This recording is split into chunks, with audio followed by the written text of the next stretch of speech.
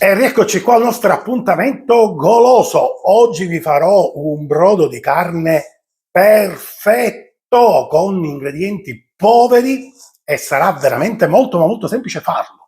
Adesso vi spiego, cercherò di spiegarlo brevemente, la differenza che c'è tra un brodo di carne e una carne bollita, perché molti di voi fate confusione. Addirittura in tantissimi, e lo so per certo, fate brodo di carne e bollito alla stessa maniera e mangiate il bollito la sera e magari con quello che resta del brodo vi fate i tortellini all'indomani. Per carità, legittimo, ma se volete un risultato eccezionale, la tecnica che state adottando è totalmente errata e adesso vi spiego il perché. Per fare un brodo e un bollito è pur vero che erano gli stessi ingredienti, ma la tecnica è differente e ve lo spiego brevemente, oppure a rima. È differente sostanzialmente nella temperatura dell'acqua. Mi spiego meglio.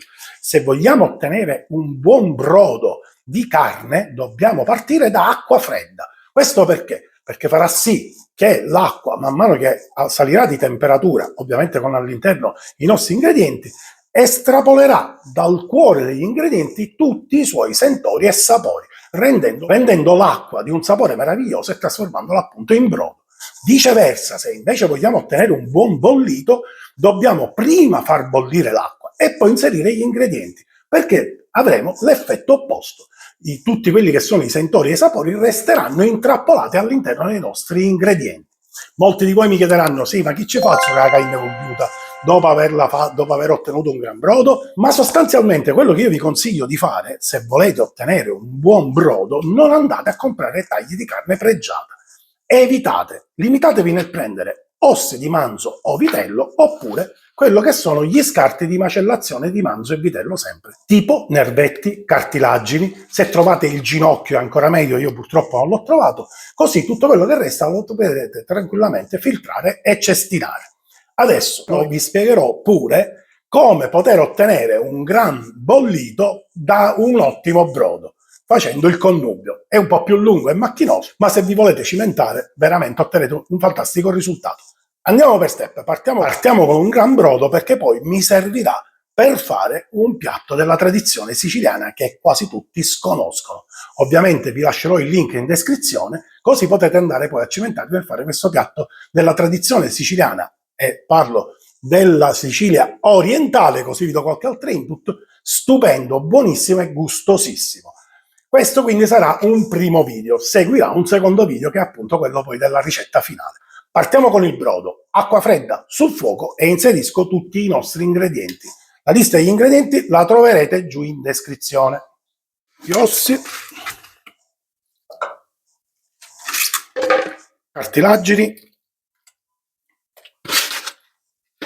a seguire carote, sedano e la cipolla in un secondo momento. Adesso vi spiego il perché. La cipolla. Io uso la cipolla questa qua dorata perché conferisce al brodo un po' di colore. Infatti laverò la buccia e la inserirò con tutta la buccia, ma se voglio un brodo che un po' più aromatizzato, come dire, che sappia un po' più di affumicato, non dobbiamo fare altro che tagliare in due la cipolla, tegamino sul fuoco e la facciamo tostare per bene, qua bruciacchiare dal lato ovviamente dove non c'è la buccia. Fatto ciò, l'andremo a tuffare nel brodo. Questo conferirà al brodo un po' più di personalità. E questo è il risultato. E la tuffiamo nell'acqua fredda. Portiamo ad ebollizione e facciamo cuocere almeno 3 ore. E nel frattempo che facciamo un brodo, perché ci vogliono belle 3 ore, vi do qualche altra indicazione. Molti di voi mi scriveranno o si chiederanno: ma perché non mette pure i carcassi di pollo? Le carcasse di pollo sposano benissimo, ma io preferisco farle in questo momento solo ed esclusivamente di manzo. Ma se avete delle carcasse di pollo, inseritele, perché il brodo verrà ancora ricco e saporito. Io desidero avere un brodo un po' più delicato.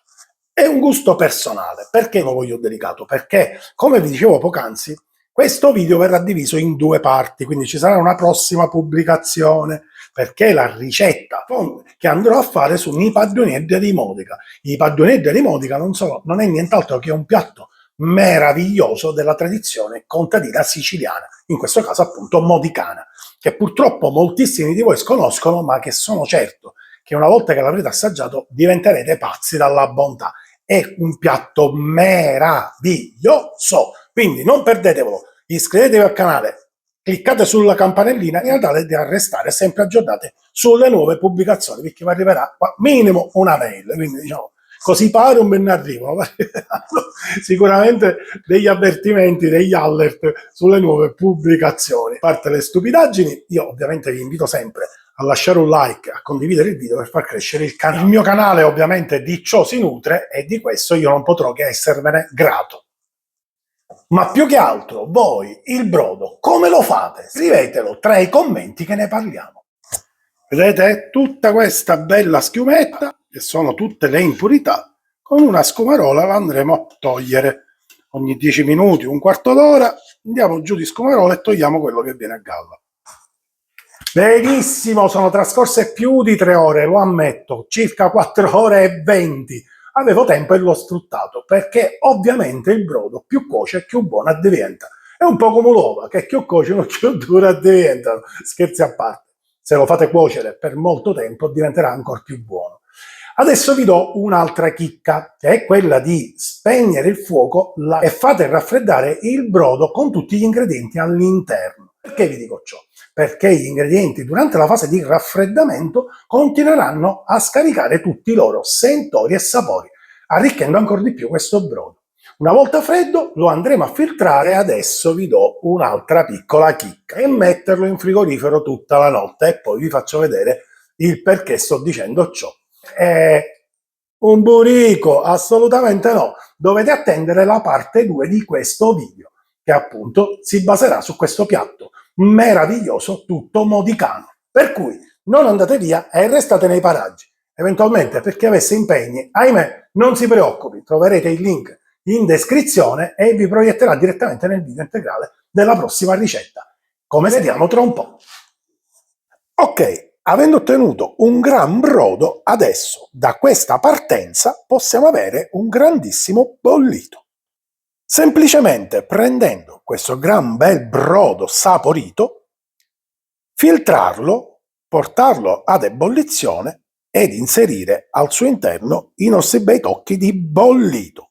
Potete utilizzare della punta di petto, della coda, insomma quello che più vi piace.